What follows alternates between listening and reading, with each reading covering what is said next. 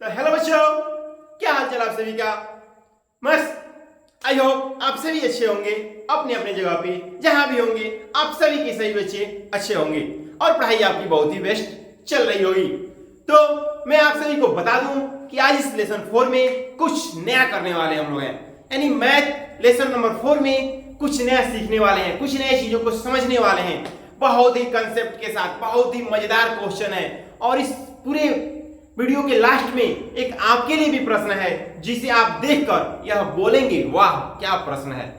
तो चलिए वीडियो को स्किप नहीं करनी है, वीडियो को जल्दी से जल्दी अपने दोस्तों में शेयर करनी है, क्योंकि अगर आप अपने दोस्तों में शेयर करते हैं तो उन्हें भी पता चलेगा कि आप किससे पढ़ाई करते हैं और आपके टीचर कैसे हैं। तो अब इस जल्दी जल्दी अभी सभी दोस्तों में वीडियो को शेयर करिए, लाइक सब्सक्राइब करना नहीं भूलेंगे। चलिए तो हम लोग देखते हैं कि 4.1 में ऐसा क्या खास होने वाला है। बहुत ही खास होने वाला है मेरे प्यारे बच्चे, बहुत ही खास होने वाला। आप सभी को मजा आ जाएगा। लास्ट में देखिए एक ऐसा प्रश्न है जो आपके लिए है। चलिए तो हम लोग चलते हैं 4.1 में और देखते हैं क्या खास होने वाला है। देखिए क्या कह रहा है प्रश्न, कह निम्न स्थितियों को द्विघात समीकरण के रूप में बदलिए। यानी जो प्रश्न यहां पर दिया है मेरे प्यारे बच्चे, यानी जो प्रश्न यहां पर दिया है इसे आपको पढ़ना है और एक द्विघात समीकरण के रूप में बदलना है। तो सबसे पहले आप जानेंगे कि द्विघात समीकरण है क्या। तो द्विघात समीकरण का वही रूप होता है कि a x का square plus bx plus c equal में 0, यानी स्क्वायर के रूप में होगा तो द्विघात समीकरण कहलाएगा और नहीं होगा तो नहीं कहलाएगा। तो सबसे पहले आप इस द्विघात समीकरण के बारे में जान गए। इसके पहले इसका क्वेश्चन नंबर 1 के 8 ऑप्शन है। अगर आप नहीं पढ़े होंगे तो डिस्क्रिप्शन बॉक्स में लिंक है, जाके वहां से उस वीडियो को देख सकते हैं। वो अभी बेस्ट सॉल्यूशन और बेस्ट क्वेश्चन है आप सभी के लिए। हम देखेंगे इस प्रश्न में कितने प्रश्न हैं जिसे द्विघात समीकरण बनानी है। तो एक आयताकार यानी एक आयत के आकार का भूखंड है, यानी एक आयताकार भूखंड की क्षेत्रफल दिया है मेरे प्यारे बच्चे। क्षेत्रफल कितना दिया है 528, यानी एक जो आयताकार है, एक जो क्या है मेरे प्यारे बच्चे आयताकार है। तो पहले हम देखेंगे एक आयताकार, क्या देखेंगे एक आयताकार। पहले आप समझिए कि आयत किसे कहते हैं। तो यानी आमने सामने की जिसकी भुजाएं बराबर होती हैं उसे आयत कहते हैं। तो कह रहा है एक आयताकार है और इसका क्षेत्रफल हमसे कह रहा है, क्या कह रहा है मेरे प्यारे बच्चे, क्षेत्रफल कह रहा है कि 528 वर्ग मीटर है। अच्छा, क्षेत्र की लंबाई, इस क्षेत्र की लंबाई होती है और एक चौड़ाई होती है। इसको हम L मानते हैं तो इसको हम B मान लेंगे। मतलब एक हिस्सा इसकी लंबाई होगी तो एक हिस्सा इसकी क्या होगी चौड़ाई। कह रहा है क्षेत्र की लंबाई मीटर में दिया है, कह रहा है कि चौड़ाई के दोगुने से एक अधिक है।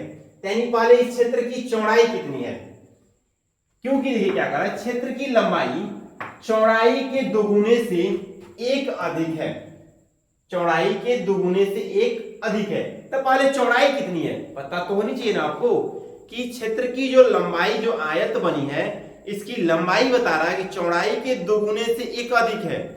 तो आपको यह पता होनी चाहिए कि पहले इसकी चौड़ाई क्या है। तो जब आपको नहीं पता इसकी चौड़ाई क्या है तो मान लेंगे माना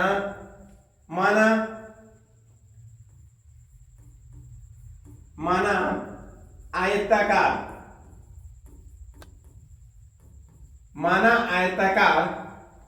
भूखंड,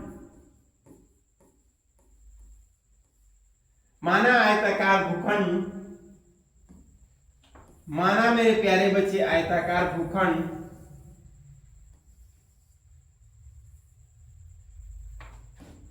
कि क्या मानेंगे इसकी क्षेत्र की लंबाई चौड़ाई से दुगुने से अधिक है। माना आयताकार भूखंड की चौड़ाई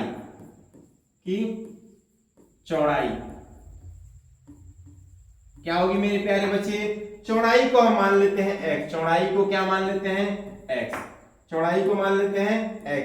अगर चौड़ाई को आपने x मान लिया तो सोचिए कि चौड़ाई को जब आपने x माना तो चौड़ाई क्या है, क्षेत्र की लंबाई चौड़ाई के दुगुने के एक अधिक है, यानी चौड़ाई x है तो हो जाएगा 2x अब प्लस का 1, या इसकी क्या हो जाएगी लंबाई, क्योंकि इसकी दुगुना 2x, अब एक अधिक है तो एक को इसमें जोड़ देंगे, यानी इसकी दुगुने हो गया 2x, x के दुगुने 2x, अब प्लस कर लेंगे 1, 2x और प्लस 1, यह इसकी क्या मिली लंबाई। तो लिखेंगे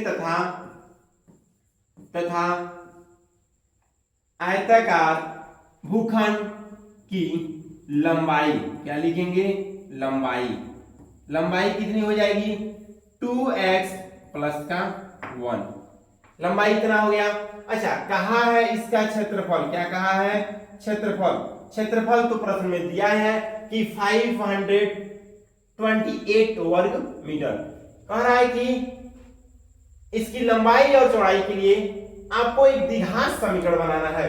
तो लिखेंगे अकॉर्डिंग टू क्वेश्चन, यानी क्षेत्रफल का फार्मूला क्या होता है मेरे प्यारे बच्चे, तो क्षेत्रफल का फार्मूला होता है, क्षेत्रफल इक्वल में होता है कि लंबाई गुणे का चौड़ाई, यह क्षेत्रफल का फार्मूला होता है। यानी किसी भी आयत का क्षेत्रफल का फार्मूला होता है लंबाई गुणे का चौड़ाई, और इसका क्षेत्रफल दिया है तो लिखेंगे अकॉर्डिंग टू क्वेश्चन, लिखेंगे आयत का क्षेत्रफल कितना दिया है 528 वर्ग का मीटर। क्षेत्रफल का फार्मूला क्या हो जाएगा लंबाई इंटू का चौड़ाई, यानी हमारे पास लंबाई कितनी है, लंबाई है 2x प्लस का 1, 2x प्लस का 1, इसका चौड़ाई कितनी है तो चौड़ाई है x, चौड़ाई कितनी है x, और इक्वल में क्या मिलेगा 528 वर्ग मीटर।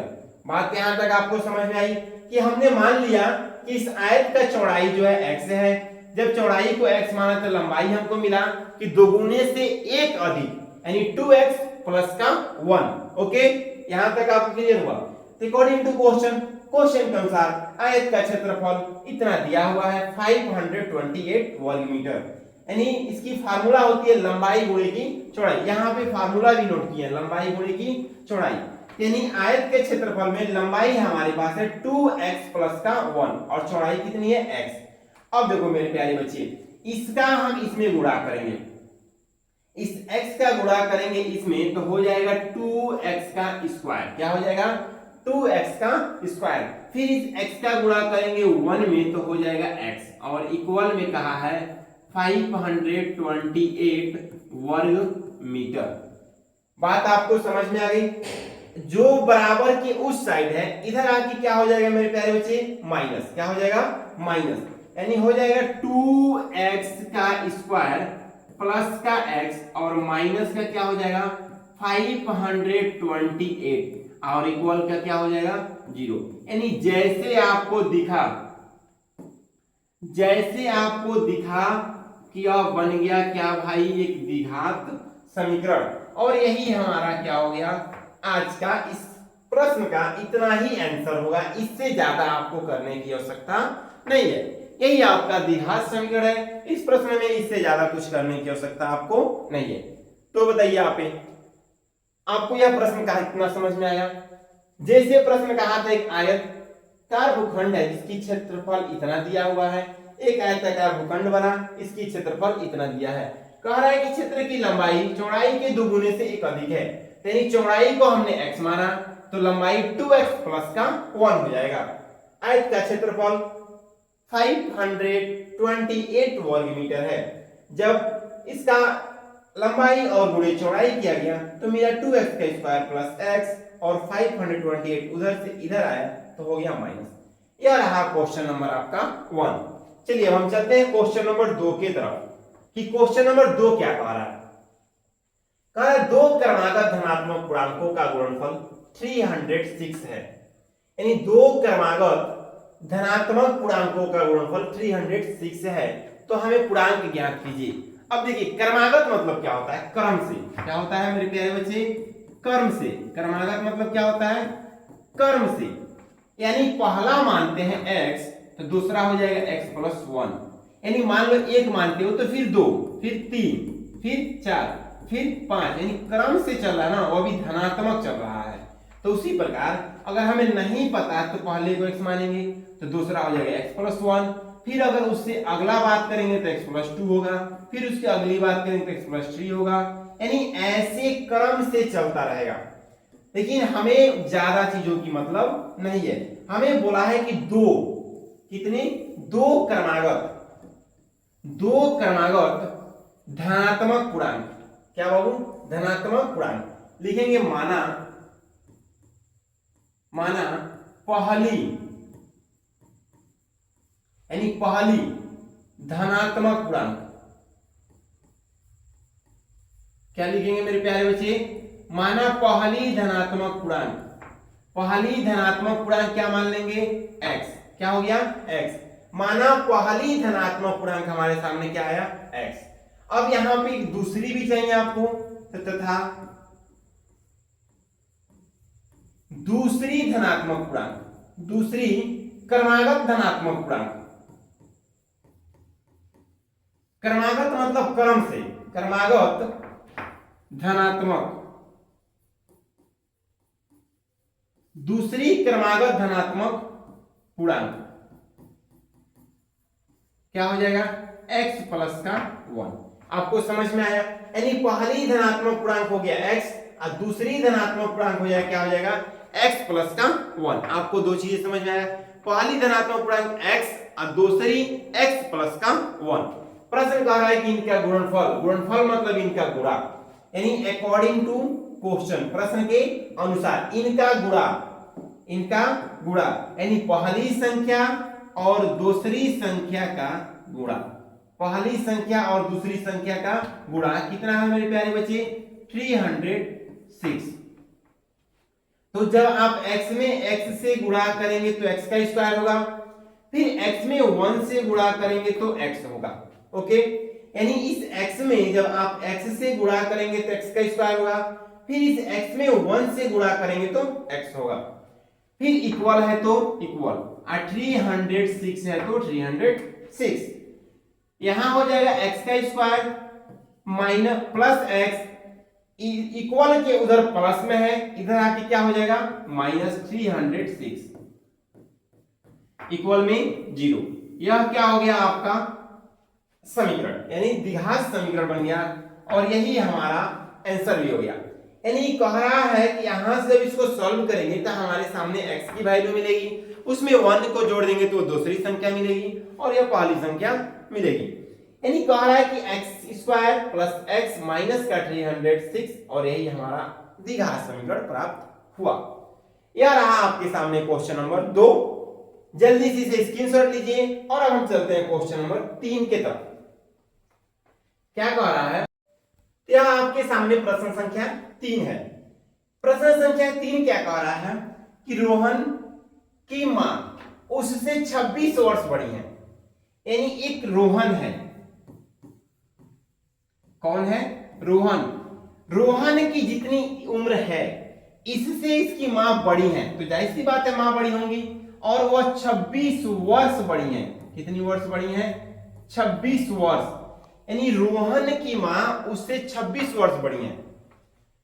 तो अगर प्रश्न को देखा जाए तो यहां से हमें एक बात मिलती है मेरे प्यारे बच्चे कि रोहन,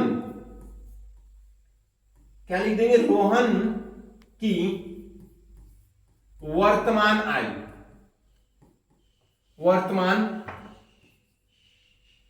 रोहन की वर्तमान आयु क्या लिख देंगे, x वर्ष।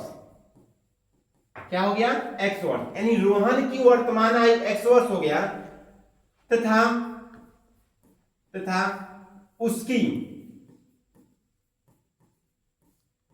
मां की वर्तमान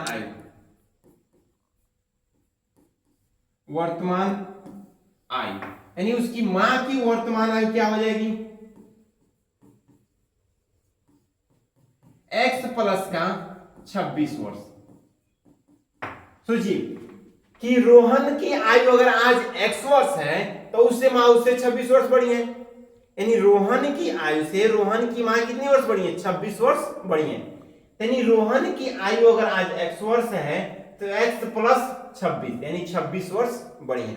ओके, यहां तक आपकी बात हो गई।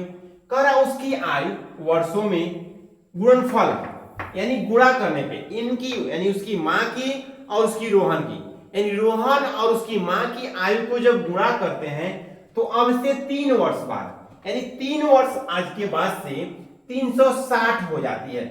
यानी सोचिए कि पहले 3 वर्ष बाद इनकी उम्र क्या होगी, तो लिखेंगे 3 वर्ष पश्चात अकॉर्डिंग टू क्वेश्चन, यानी प्रश्न के अनुसार लिखेंगे 3 वर्ष बाद, 3 वर्ष बाद।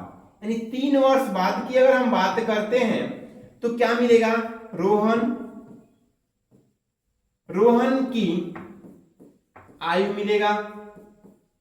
तो रोहन की आयु क्या हो जाएगी कि आज अगर x है, सोचिए कि अगर आज आप 14 साल के हैं तो 3 साल बाद कितने साल के हो जाएंगे, तो 14 और 3 कितने हो जाएंगे, 17 साल के। आपने क्या किया, अपने एज में जोड़ दिया कि आज आपका उम्र 14 साल का है तो 3 साल बाद आपका उम्र 17 साल हो जाएगा। तो उसी प्रकार रोहन की अगर वर्तमान आयु हमने x माना तो 3 साल बाद क्या हो जाएगा, x प्लस का 3 वर्ष हो जाएगा। क्या हो जाएगा, x प्लस का 3 वर्ष। बात समझ में आ गया, यानी रोहन की आयु 3 साल बाद हो जाएगा x प्लस का 3। उसकी मां की आयु, उसकी मां की आयु, सोचिए कि आज उसकी मां की आयु x प्लस 26 वर्ष है, यानी x प्लस 26 वर्ष है, तो 3 साल बाद बढ़ेगा तो 26 में 3 जुड़ जाएगा तो हो जाएगा 29 वर्ष। यानी x प्लस 26 वर्ष आज है, इसमें जुड़ जाएगा 3 जुड़ जाएगा तो ये सब हो जाएगा 26 और 3 कितना हो जाएगा, x प्लस 29 वर्ष। क्या हो गया, 29 वर्ष। यह 3 साल बाद रोहन की मां और रोहन की आयु हो गया। प्रश्न कह रहा है कि इनका गुणनफल 316 है, यानी गुणनफल, तो गुणनफल के लिए हो जाएगा x प्लस 3, यह रोहन की आयु होगा और यह इसकी मां की आयु हो गया x प्लस 29, यानी रोहन और उसकी मां की आयु, इनकी आयु का गुणनफल हमारे पास है 360। बात आपको समझ में आया, यह रोहन की आयु हो गया और यह उसकी मां की आयु हो गया, यानी रोहन और उसकी मां की आयु का गुणनफल हमारे पास कितना मिल गया, 360। अब हम क्या करेंगे, इसका गुणा कराएंगे। इसमें x का गुणा अगर x में कराते हैं तो मेरे प्यारे बच्चे क्या मिलेगा, x का स्क्वायर मिलेगा। फिर x का गुणा अगर 29 में करते हैं तो मिलेगा 29x, क्या मिलेगा, 29x। फिर 3 का गुणा अगर x में करेंगे तो क्या मिलेगा, 3x। अब फिर 3 का गुणा अगर 29 में करेंगे तो मिलेगा 87, क्या मिलेगा, 87। अब बराबर क्या हो गया, 360। बात समझ में आ गई। अब यहां पर x स्क्वायर है तो x का स्क्वायर। अब देखिए 29 और 3 कितना हो जाएगा, 32, कितना हो जाएगा, 32x, प्लस है तो प्लस, यानी 29 और 3 कितना हो जाएगा, 32x, और यहां पे प्लस है 87, इधर इक्वल के उधर भी प्लस है, इधर आएगा तो क्या हो जाएगा, माइनस 360, बराबर क्या हो जाएगा, 0। बात आपको समझ में आ गई। अब यहां पे थोड़ा देख लीजिए कि क्या बनेगा। यहां देखिए, यहां पे एक लाइन में बस हो जाएगा, यानी यहां देखिए कि रोहन और उसकी मां की आयु का जब गुणनफल किए तो 360 आया। जब x का x में गुणा किए तो x का स्क्वायर, फिर x में 29 से किए तो 29x, फिर 3 में x से गुणा किए तो 3x, और 3 में 29 से किए तो 87। 29 और 3 हो गया 32x, और 87 है तो 87। अब क्या करेंगे, यहां x का स्क्वायर है तो x का स्क्वायर, प्लस है तो प्लस, और 32 है तो 32x। 360 में से 87 को जोड़ेंगे, यानी माइनस 360 में 87 को जोड़ेंगे तो आंसर क्या हो जाएगा, 10 में से 7 गया तो 3, यहां बच गया 5, 15 में से 7 गया तो 8 गया तो 7, यहां बच गया 2, और 2 में से 0 गया तो 2, यानी माइनस बराबर का क्या हो गया 0। और यह आपके सामने आपको मिल गया एक द्विघात समीकरण। क्या मिल गया? एक द्विघात समीकरण। और यही इसका क्या हो गया? एक द्विघात समीकरण बन गया। बात आपको समझ में आया? पहले रोहन की आयु को हमने x माना और रोहन से उसकी मां 26 वर्ष बड़ी थी तो x प्लस का 26 हो गया। फिर कह रहा है कि 3 वर्ष बाद, यानी 3 वर्ष बाद, तो रोहन की आयु में भी 3 वर्ष जुड़ गया और उसके मां की आयु में भी 3 वर्ष जुड़ गया, यानी रोहन की आयु जो x था वो x प्लस 3 हो गया और उसकी मां की आयु जो x प्लस 26 थी तो उसमें 3 जुड़ गया तो x प्लस 29 हो गया। दोनों का जब गुणा किए तो 360 मिला और फिर गुणा करने के बाद से हमारे पास एक समीकरण मिल गया एक्स स्क्वायर प्लस 32x और माइनस 293 इक्वल में 0, और इसे ही हमें आंसर चाहिए। ओके, तो अब हम चलते हैं क्वेश्चन नंबर 4 के तरफ। 4 क्या कह रहा है ध्यान समझिएगा। एक रेलगाड़ी 480 किलोमीटर की दूरी एक समान चाल से तय करती है। मतलब कोई एक रेलगाड़ी है यानी ट्रेन है और उसकी चाल है कुछ जो समान रहता है और 480 किलोमीटर की दूरी तय करता है। यदि उसकी चाल 8 किलोमीटर प्रति घंटे कम कर दी जाए, यानी आगे कह रहा है कि इसकी चाल में क्या कर दिया जाए, 8 किलोमीटर प्रति घंटे की कमी कर दिया जाए, यानी जिस चाल से चल रहा था उसमें 8 किलोमीटर प्रति घंटे की कमी होती है तो वह 3 घंटे अधिक समय लेता है। जाहिर सी बात है कि आप जिस स्पीड से अपने स्कूल जा रहे हैं उस स्पीड में अगर कमी कर दिया जाएगा तो आपको अधिक समय लगेगा स्कूल जाने में। सोचिए कि आप साइकिल से स्कूल जाते हैं और कोई बच्चा पैदल स्कूल जाता है, यानी आप साइकिल जाते हैं तो आपकी चाल ज्यादा रहेगी और जो बच्चा पैदल जाएगा उसका चाल कम रहेगी, तो उसको अधिक समय लगेगा और आपको कम समय लगेगा। वही बात यहाँ पे कह रहा है कि एक रेलगाड़ी 480 किलोमीटर की दूरी, पहले दूरी 480 किलोमीटर तय किया है, पहले हम रेलगाड़ी की चाल को मानते हैं। क्या मानते हैं? रेलगाड़ी की चाल को। तो लिख देंगे माना रेल गाड़ी, माना रेलगाड़ी की चाल को हमने क्या मान लिया? माना रेलगाड़ी की चाल, हम चाल मान लेते हैं पहले से रेलगाड़ी की x, क्या मान लिए? x किलोमीटर पर आवर्स, यानी रेलगाड़ी की चाल हमने मान लिया x किलोमीटर पर आवर्स। तो जब इस चाल से वह चलता है तो दूरी तय करता है। क्या तय करता है? दूरी। यानी लिखेंगे यहां पे दूरी क्या लिखेंगे? दूरी लिखेंगे 480 किलोमीटर, यह दूरी तय करता है। अब समय हमें चाहिए तो हम क्या लिखेंगे? फिर से समय, यानी समय 2 समय होगा इसीलिए हम इसको मान लेंगे t1, यानी समय बराबर होता है दूरी बटे का चाल। समय बराबर फार्मूला क्या होता है? दूरी बटे का चाल, यानी दूरी बटे का चाल। तो समय यानी t1 आपको क्या मिलेगा? यानी t1 बराबर आपको मिलेगा कि इसकी दूरी कितनी है?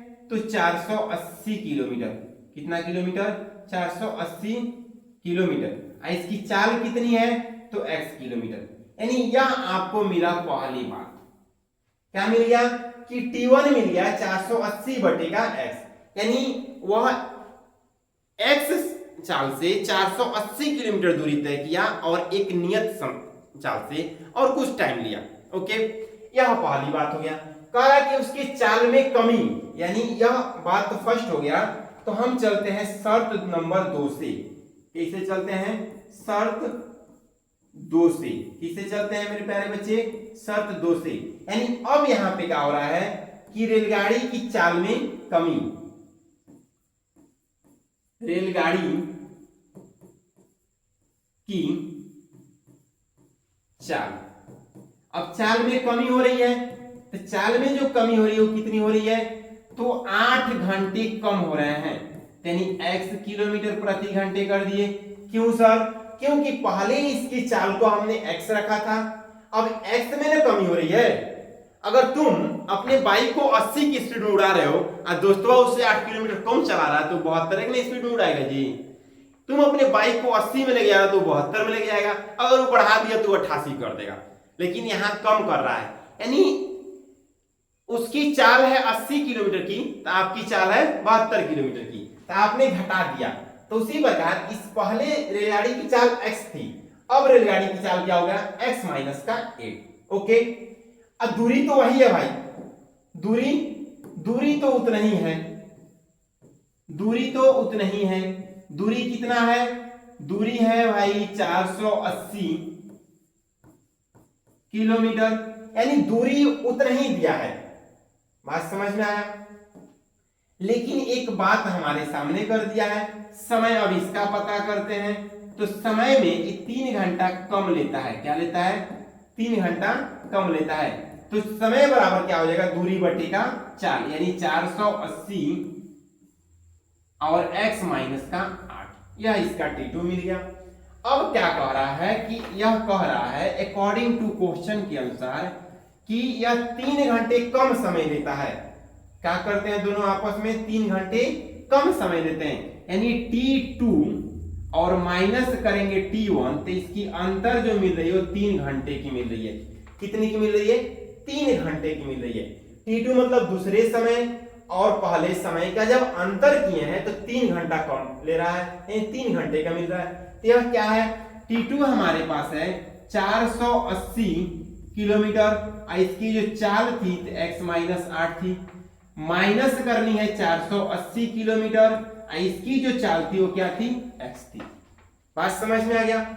और इक्वल में 3 है तो 3, बात आपको समझ में आया। अब हम यह देख रहे हैं कि यह भिन्नों का घटाना है, तो हम इसको सॉल्व करेंगे। इसको सॉल्व करने के लिए नीचे को हर कहा जाता है, पहले हर का एलसीएम लेंगे। तो हर का एलसीएम लेंगे तो हो जाएगा x, और ब्रैकेट में हो जाएगा x माइनस का 8। क्या हो जाएगा, x माइनस का 8, यह हर का एलसीएम होगा। अब इससे इसमें भाग देंगे। ध्यान से समझिएगा यहाँ पे अपने कॉन्सेप्ट को।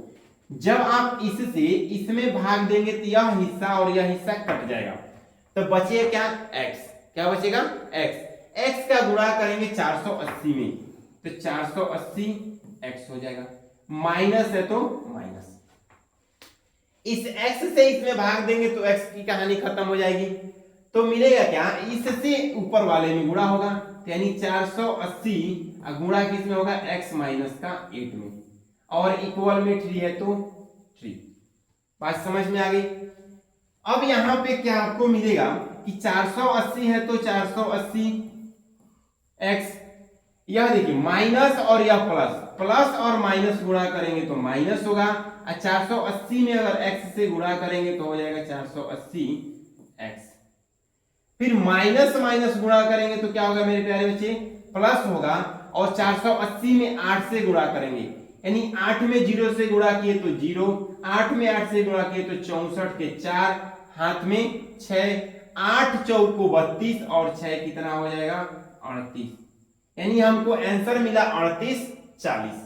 ओके, और नीचे की जो है नीचे गुणा करेंगे, x में x से गुणा करेंगे तो x स्क्वायर, x में माइनस 8 से गुणा करेंगे तो माइनस 8, और इक्वल में कितना है 3 है तो 3।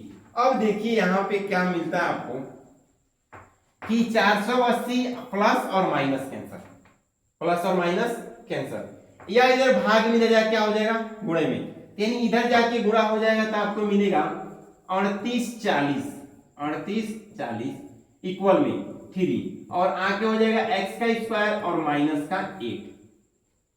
अब क्या होगा कि यह 38 40 है, क्या है 38 40, 3 में अगर x से गुणा होगा तो 3x का स्क्वायर, 3 में अगर 8 से गुणा होगा तो माइनस का 24। बात समझ में आया। अब इसको हम क्या करेंगे, लिख देंगे 3x का स्क्वायर माइनस का 24, और इधर आके हो जाएगा माइनस, यह क्या हो जाएगा इधर आके माइनस 38 40 बराबर का क्या हो जाएगा 0। और यही हमारे सामने एक द्विघात समीकरण प्राप्त हो गया, और यही हमें करना था, और यही हमारे सामने एक द्विघात समीकरण प्राप्त हो गया। आप अगर इसमें चाहें तो एक चीजों को कामा कर सकते हैं, 3 कामा ले लेंगे, तो जब 3 कामा ले लेंगे तो मिल जाएगा x का स्क्वायर, जब आप 3 कामा ले लेंगे तो आपके सामने एक मिल जाएगा x का स्क्वायर, 8 में से 24 में से 8 गया तो 8 मिलेगा। क्या मिलेगा? 8। यहां देखिए, यहां 8x होगा, मल्टीप्लाई में क्या होगा, यहां पे 8x होगा, तो इधर जाएगा तो 8x, यानी यहां पे हो मिलेगा आपको, यहां पे क्या मिलेगा आपको 8x, और यहां पे आपको 8 की 24x, यानी यह x हमसे छूट गया था, यानी 24x। यानी आप उसको जब कामा करेंगे, 24 में से 3 कामा लेंगे तो 8x बचेगा, और माइनस है तो माइनस, 38 40 में से जब 3 को कामा लेंगे तो 1 मिलेगा, 2 मिलेगा, और यहां पे